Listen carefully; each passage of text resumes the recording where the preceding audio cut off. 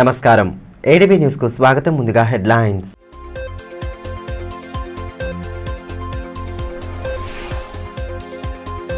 రుణమాఫీ ప్రక్రియలో రైతులకు ఎటువంటి ఇబ్బంది తలెత్తకుండా పూర్తి చర్యలు. రైతులకు రుణమాఫీ చెక్కులను అందించిన కలెక్టర్ రాజర్షి షా. అన్నదాతలు అసౌకర్యానికి గురి కాకుండా అధికార యంత్రాంగం కృషి చేయాలని ఆదేశాలు.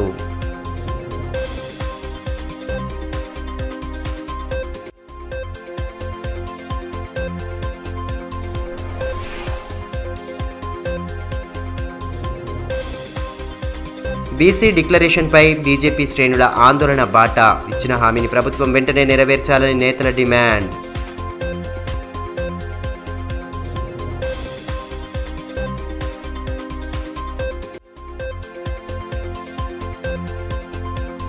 రుణమాఫీలో తలెత్తిన గందరగోళంతో ఆందోళన వ్యక్తం చేస్తున్న అన్నదాతలు. జైనత్ బ్యాంక్ ఆఫ్ మహారాష్ట్ర కార్యాలయంలో అధికారులను నిలదీసిన రైతన్నలు. అర్హులకు న్యాయం చేయాలని రైతుల డిమాండ్.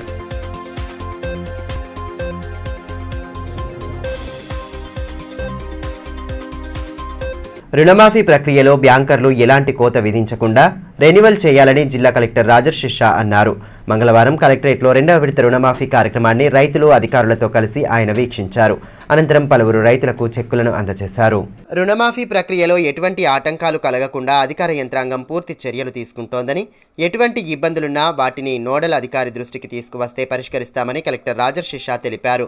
రైతు రుణమాఫీ మలి విడత నిధుల విడుదల కార్యక్రమాన్ని రాష్ట్ర సచివాలయంలో ముఖ్యమంత్రి రేవంత్ రెడ్డి సమక్షంలో నిర్వహించగా జిల్లా కలెక్టర్ కాన్ఫరెన్స్ హాల్లో సమావేశాన్ని ఏర్పాటు చేశారు. ముఖ్యమంత్రి పాల్గొన్న కార్యక్రమాన్ని ప్రత్యక్ష ప్రసారం ద్వారా వీక్షించారు. ఈ మేరకు కలెక్టర్ రాజర్షి షా మాట్లాడుతూ, మొదటి విడతగా ఈ నెల 18న ₹1,00,000 లోపు రుణాలను మాఫీ చేయగా, మలి విడతగా ప్రస్తుతం ₹1,50,000 లోపు రుణాలను మాఫీ చేస్తూ ప్రభుత్వం నిధులు విడుదల చేసిందన్నారు. రుణమాఫీ ద్వారా జిల్లాలో మొదటి విడతలో 18,740 మంది రైతు కుటుంబాలకు 120 కోట్ల మేర లబ్ధి చేకూర్చగా, మలి విడతలో 17,647 మంది రైతు కుటుంబాలకు 201 కోట్ల నిధులను వారి ఖాతాలలో ప్రభుత్వం జమ చేసిందని వివరించారు. రుణమాఫీ ద్వారా అర్హులైన ప్రతి రైతు ప్రయోజనం పొందేలా బ్యాంకర్లు, వ్యవసాయ అధికారులు వారికి తోడ్పాటును అందించాలని, ఏ ఒక్క రైతు అసౌకర్యానికి గురి కాకుండా చూడాల్సిన బాధ్యత క్షేత్రస్థాయి అధికారులదేనని స్పష్టం చేశారు. ప్రస్తుతం ప్రభుత్వం విడుదల చేసిన మలి విడత రుణమాఫీ నిధులను 2 రోజుల్లోపు రైతుల ఖాతాల్లో అందుబాటులో ఉండేలా చూడాలని, వారు తమ అవసరాల కోసం ఆ నిధులను వినియోగించుకునే విధంగా చొరవ చూపాలని బ్యాంకర్లకు సూచించారు.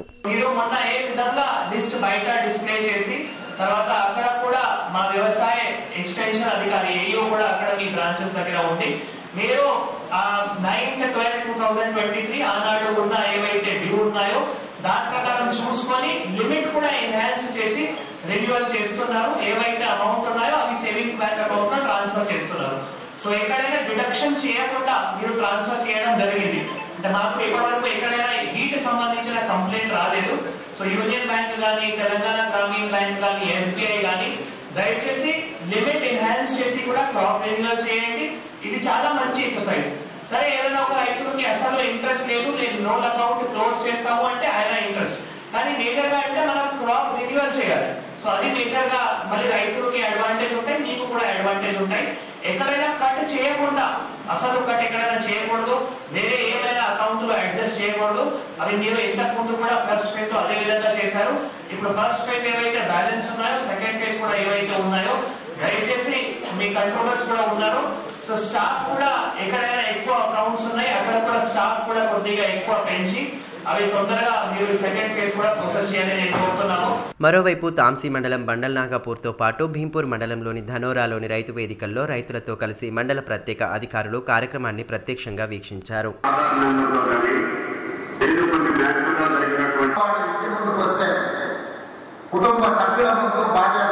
బీసీ డిక్లరేషన్ను ప్రకటించిన తర్వాతనే స్థానిక సంస్థల ఎన్నికలను నిర్వహించాలన్న డిమాండ్తో బీజేపీ శ్రేణులు ఆందోళన బాట పట్టాయి. మంగళవారం కలెక్టరేట్ వద్ద ధర్నా నిర్వహించిన నేతలు ప్రభుత్వం వెంటనే బీసీ డిక్లరేషన్ను ప్రకటించాలని డిమాండ్ చేశారు. కామారెడ్డిలో ప్రకటించిన విధంగా కాంగ్రెస్ బీసీ డిక్లరేషన్లు అమలు చేసిన తర్వాతనే స్థానిక సంస్థల ఎన్నికలను నిర్వహించాలని బీజేపీ జిల్లా అధ్యక్షులు పతంగే బ్రహ్మానంద్ అన్నారు. పార్టీ రాష్ట్ర శాఖ పిలుపు మేరకు మంగళవారం కలెక్టరేట్ ఎదుట బీజేపీ శ్రేణులు ధర్నా నిర్వహించారు. బీసీ డిక్లరేషన్పై ప్రభుత్వం స్పష్టత ఇవ్వాలని డిమాండ్ చేస్తూ నినాదాలతో హోరెత్తించారు. అనంతరం కలెక్టర్ సమావేశ మందిరంలో కలెక్టర్ రాజర్షి షాకు వినతి పత్రం అందించేందుకు వచ్చారు. కలెక్టర్ అప్పటికే సమావేశంలో ఉండడంతో గేటు బయట నిరీక్షించారు. కలెక్టర్ బయటకు రాకపోవడంతో కార్యాలయం ఎదుట బైఠాయించి నినాదాలు చేశారు. చివరికి కలెక్టర్ బయటకు వచ్చి నేతల నుండి వినతి పత్రం స్వీకరించారు. కార్యక్రమంలో బీజేపీ రాష్ట్ర కార్యవర్గ సభ్యురాలు, జగిత్యాల మాజీ మున్సిపల్ చైర్పర్సన్ భోగి శోభ, నాయకులు సంతోష్, లాలామున్నా, పాయల్ శరత్, మహేందర్, దయాకర్, దత్తానిక్కం తదితరులు పాల్గొన్నారు. ఈ సందర్భంగా బీజేపీ జిల్లా అధ్యక్షులు పతంగే బ్రహ్మానంద్ మాట్లాడుతూ ఎన్నికలకు ముందు కామారెడ్డి సభలో కాంగ్రెస్ రాష్ట్రంలో అత్యధికంగా జనాభా ఉన్న బీసీలకు 42% రిజర్వేషన్ ఇచ్చిన తర్వాతనే స్థానిక సంస్థలను నిర్వహిస్తామని ప్రకటించిందన్నారు. అధికారంలోకి వచ్చి 8 నెలలవుతున్నా పట్టించుకోకపోవడం లేదన్నారు. రాష్ట్ర బడ్జెట్లో బీసీలకు 9,200 కోట్లు మాత్రమే కేటాయించారని విమర్శించారు. బీసీల అభ్యున్నతికి ఇచ్చిన హామీ మేరకు రిజర్వేషన్ ప్రకటించిన తర్వాతనే స్థానిక సంస్థల ఎన్నికలను నిర్వహించాలని డిమాండ్ చేశారు. లేని పక్షంలో ఆందోళనలు ఉధృతం చేస్తామని స్పష్టం చేశారు.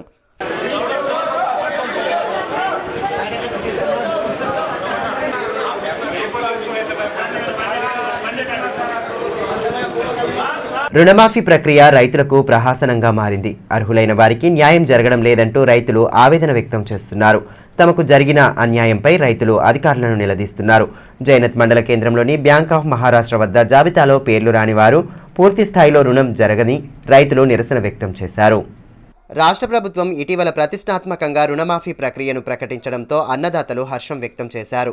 ఎన్నికల సమయంలో ఇచ్చిన హామీకి అనుగుణంగా రుణాలను మాఫీ చేయడానికి ప్రభుత్వం ముందుకు రావడంతో రైతన్నల్లో ఆనందం వ్యక్తమైంది. అయితే రుణమాఫీ ప్రక్రియలో కొంతమంది రైతులకు మాత్రమే డబ్బులు జమ కావడం, మిగిలిన వారికి సగం కంటే తక్కువ, ఇంకొంతమందికి అసలే రాకపోవడంతో బ్యాంకులు అధికారుల చుట్టూ తిరగాల్సిన పరిస్థితి నెలకొంది. తాజాగా 1,00,000 లోపు రుణమాఫీ ప్రక్రియలోనూ ఇవే ఇక్కట్లు ఎదురవుతుండడంతో రైతులు గందరగోళానికి గురవుతున్నారు. ఈ విషయాలపై సంబంధిత అధికారుల నుండి స్పష్టమైన సమాధానాలు రాకపోవడంతో వారి ఇక్కట్లు వర్ణనాతీతంగా మారాయి. ఈ నేపథ్యంలో మంగళవారం జైనత్ మండల కేంద్రంలోని బ్యాంక్ ఆఫ్ మహారాష్ట్ర అధికారులను రైతులు నిలదీశారు. జాబితాలో ఉన్న వారికి పూర్తి స్థాయి రుణం మాఫీ కాకపోవడం, అర్హులైన వారి పేర్లు జాబితాలలో లేకపోవడం అన్నదాతలు అసహనం వ్యక్తం చేశారు. ఈ విషయమై అధికారుల స్పష్టత ఇవ్వాలని కోరగా జాబితాను మరోసారి ఉన్నతాధికారులకు పంపినట్లు బ్యాంక్ అధికారులు పేర్కొన్నారు.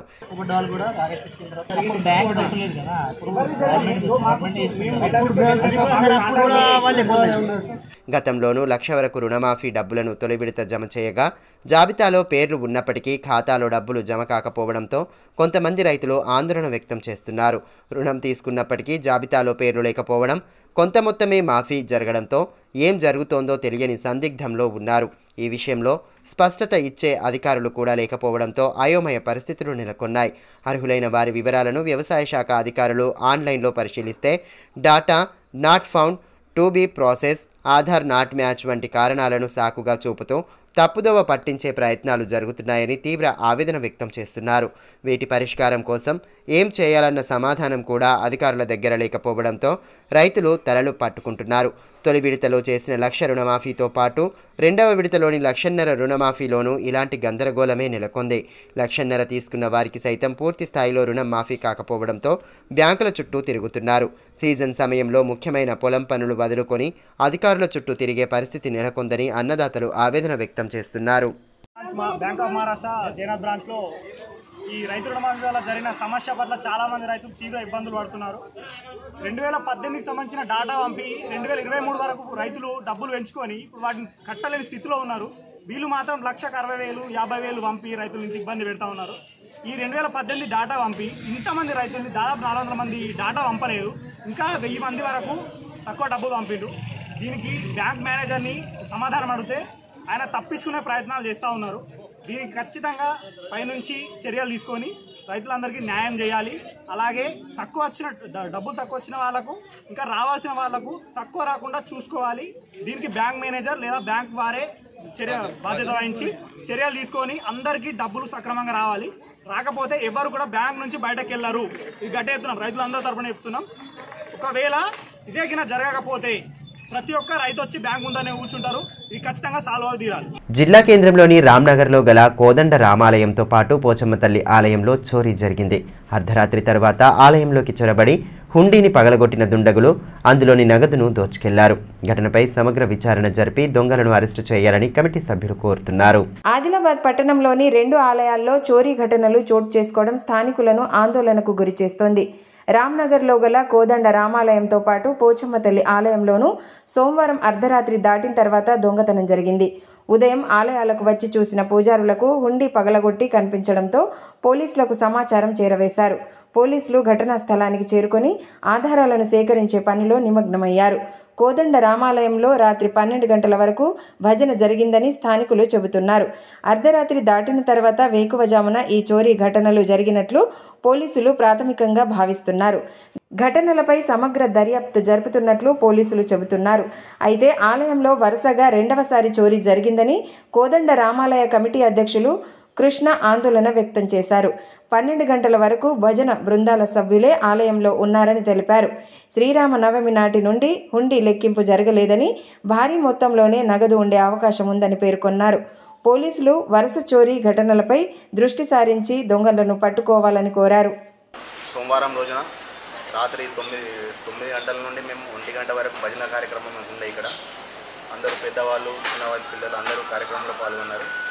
నిన్న నైట్ 12 తర్వాత 2-3 గంటల అందాలో ఇక్కడ దొంగతనం చేసినట్టు మాకు పోలీసు వాళ్ళు ఇన్ఫర్మేషన్ ఇచ్చారు. మేము వచ్చి చూసేసరికి అన్నీ ఉండి అవన్నీ పలగొట్టి ఉన్నాయి. అందులో డబ్బులు చాలానే ఉండే.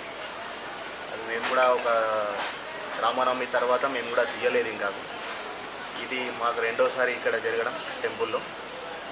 చాలా ఇక్కడ ఇంతకుముందు కూడా వేరే ఏరియాలో కూడా ఇట్లా అయింది దొంగతనం.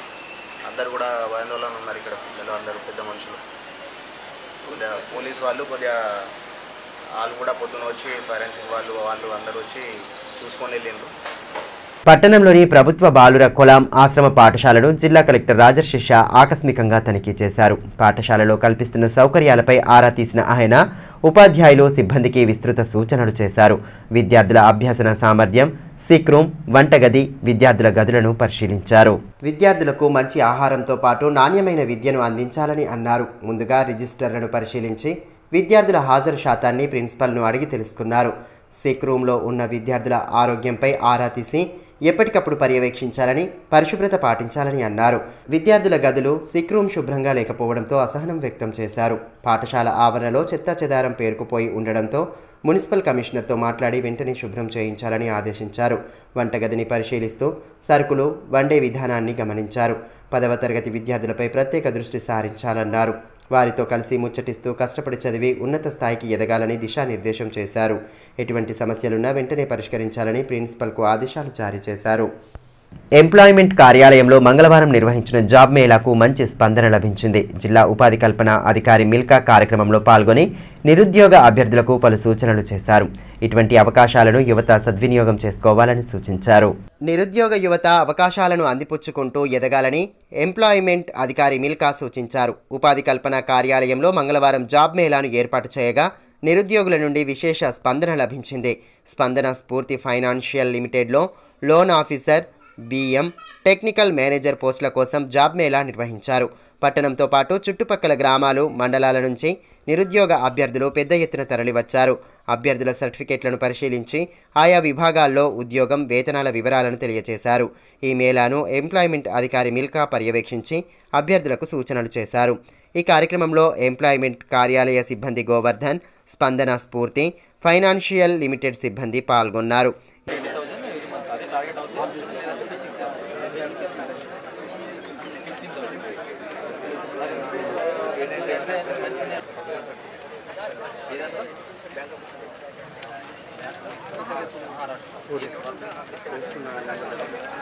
ఈ సందర్భంగా ఎంప్లాయ్మెంట్ అధికారి మిల్కా మాట్లాడుతూ స్పందన స్ఫూర్తి ఫైనాన్షియల్ లిమిటెడ్ ఖాళీలను భర్తీ చేయడానికి జాబ్ మేళాను నిర్వహించడం జరిగిందన్నారు. అభ్యర్థులు పెద్ద సంఖ్యలో రావడంతో జాబ్ మేళా విజయవంతం అయిందన్నారు. ప్రైవేట్ ఉద్యోగంలో రాణించాలని ఆకాంక్షించారు.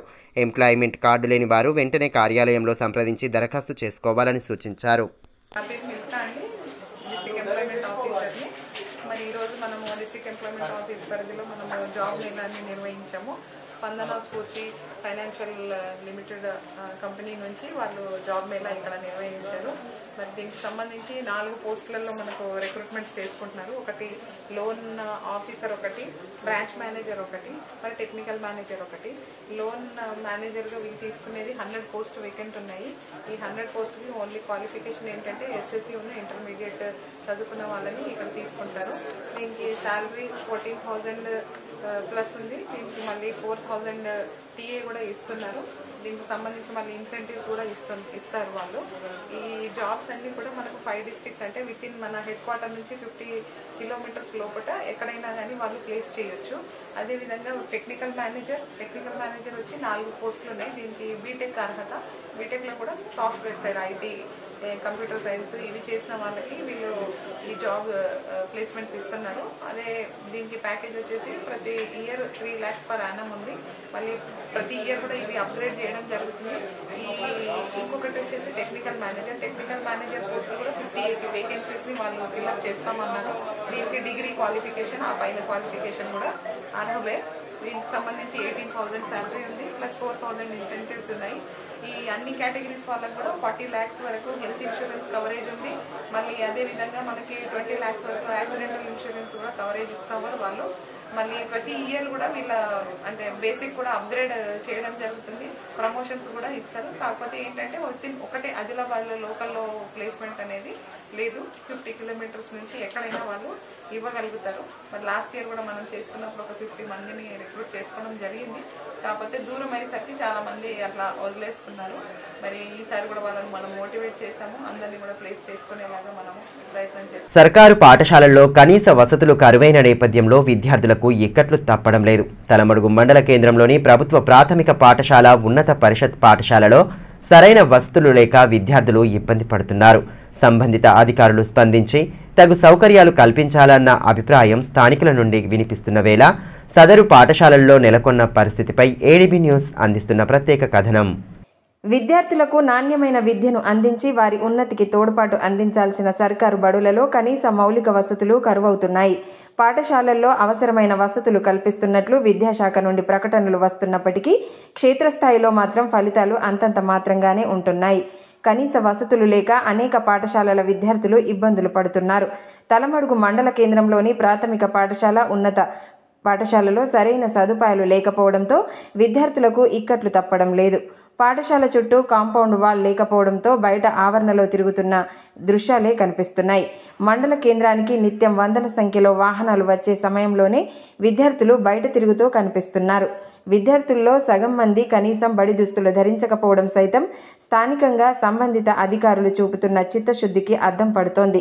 విద్యార్థులు బోర్ నీరు తాగే దృశ్యాలు సైతం ఇక్కడ కల్పిస్తున్న సౌకర్యాలకు నిదర్శనంగా నిలుస్తున్నాయి. పాఠశాలలు ప్రారంభమై 2 నెలలకు పైగా గడుస్తున్నప్పటికీ అరకొర వసతులు వెక్కిరిస్తున్నాయి. ఇప్పటికైనా సంబంధిత అధికారులు స్పందించి సమస్యలను దూరం చేస్తే విద్యార్థుల భవిష్యత్తు బాగుంటుందన్న అభిప్రాయం స్థానికుల నుండి వ్యక్తమవుతోంది.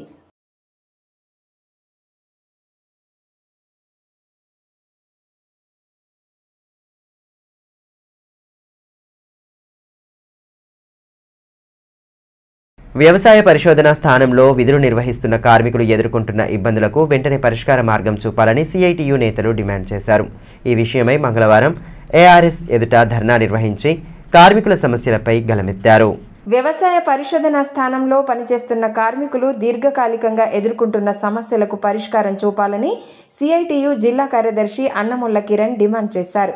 సమస్యల సాధనే లక్ష్యంగా మంగళవారం ఏఆర్ఎస్ ఎదుట ధర్నా నిర్వహించారు. కార్మికులతో కలిసి పెద్దపెట్టున నిరసన నినాదాలు చేశారు. సమస్యల పరిష్కారానికి అధికారులు చొరవ చూపాలని డిమాండ్ చేస్తూ నినాదాలతో హోరెత్తించారు. ఈ సందర్భంగా అన్నముల్ల కిరణ్ మాట్లాడుతూ గత 20 సంవత్సరాలకు పైగా ఏఆర్ఎస్లో పనిచేస్తున్న కార్మికులకు కనీస వేతనం ఇవ్వడంతో పాటు ఉద్యోగ భద్రత కల్పించాలని అన్నారు. ప్రతి నెలలో 26 పని దినాలు కల్పించాలన్నారు. ఉన్నవారికి ఉపాధి చూపకుండా నూతన కార్మికులను తీసుకువచ్చే నిర్ణయాన్ని వెంటనే ఉపసంహరించుకోవాలన్నారు. అదనపు పని చేసిన వారికి అదనపు పారితోషికం చెల్లించాలని డిమాండ్ చేశారు. ప్రొఫెసర్ జయశంకర్ తెలంగాణ రాష్ట్ర వ్యవసాయ విశ్వవిద్యాలయము ఆదిలాబాద్ రీసెర్చ్ స్టేషన్ పరిధిలో పనిచేస్తున్న కార్మికుల సమస్యలను పరిష్కరించాలని ఈరోజు నిరసన బాట పట్టడం జరిగింది.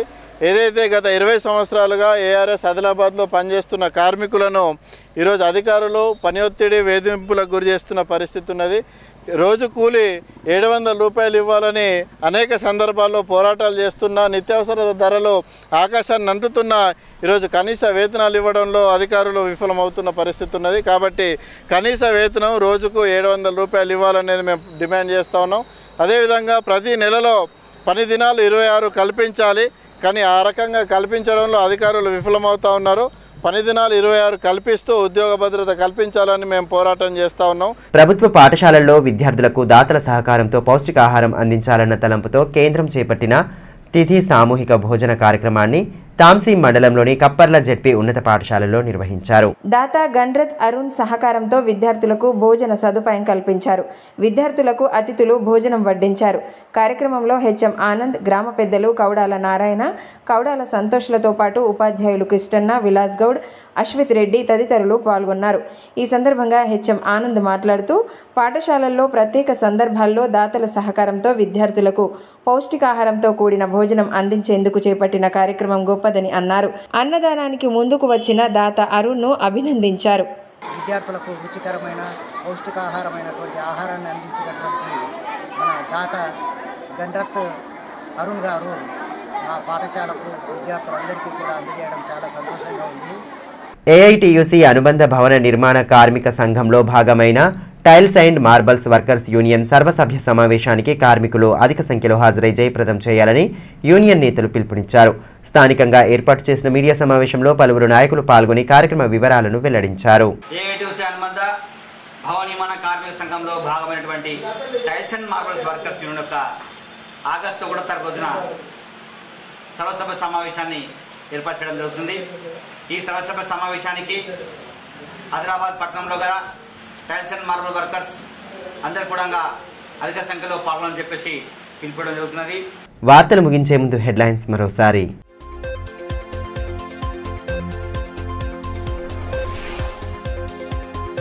రుణమాఫీ ప్రక్రియలో రైతులకు ఎటువంటి ఇబ్బంది తలెత్తకుండా పూర్తి చర్యలు. రైతులకు రుణమాఫీ చెక్కులను అందించిన కలెక్టర్ రాజర్షి షా.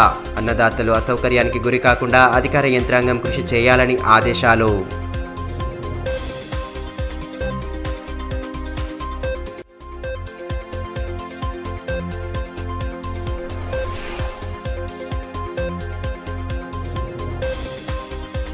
బీసీ డిక్లరేషన్పై బీజేపీ శ్రేణుల ఆందోళన బాట.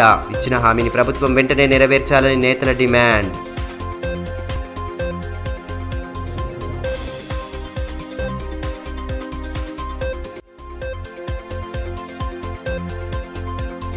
రుణమాఫీలో తలెత్తిన గందరగోళంతో ఆందోళన వ్యక్తం చేస్తున్న అన్నదాతలు. జైనత్ బ్యాంక్ ఆఫ్ మహారాష్ట్ర కార్యాలయంలో అధికారులను నిలదీసిన రైతన్నలు. అర్హులకు న్యాయం చేయాలని రైతుల డిమాండ్.